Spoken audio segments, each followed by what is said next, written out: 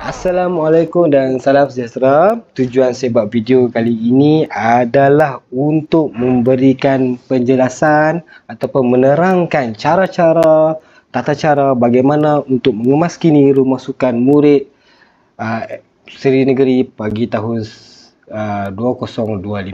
Okey, langkah pertama, bila cikgu terima link ini dalam grup kelas, klik saja. Bila keluar saja data tadi, cikgu jangan terkejut sebab ini adalah data 2024 yang sudah berubah kelas.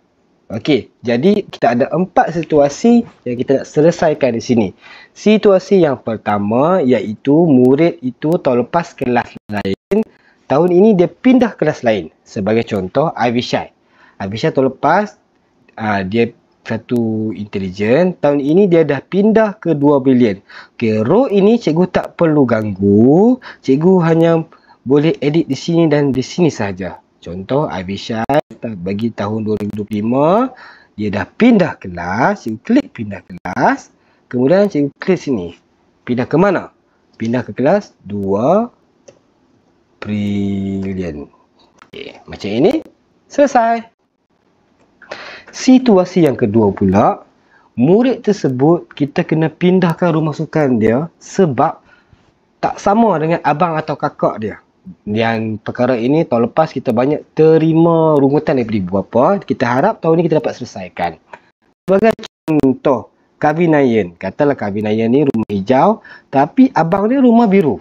Jadi apa yang perlu kita buat? Okey, kita sama juga, kita klik di bahagian edit di sini ni. Okey, klik bertukar rumah sukan. Jadi dia ikut abang dia rumah biru, cikgu type saja biru. Macam ini, selesai bagi situasi yang kedua. Situasi yang ketiga pula, murid tersebut pindah sekolah ke sekolah yang lain. Seperti yang berlaku pada kelas 5 Smart tahun ini.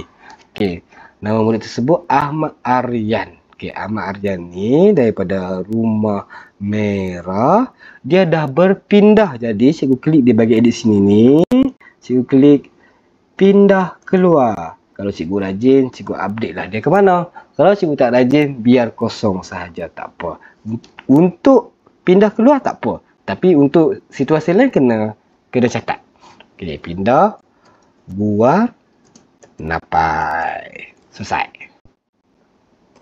Dan situasi yang keempat yang sering terjadi di Seri Negeri adalah murid tersebut pindah daripada sekolah lain masuk ke Seri Negeri.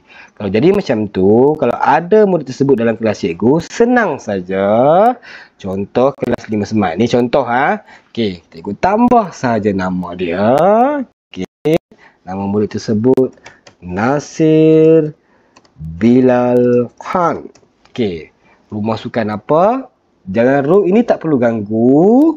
Cikgu edit di sini. Okey, Nasir Bilal Khan, dia murid baru, rumah sukan, contoh sekolah lama dan rumah sukan kuning. Jadi di sini pun kuning jugalah.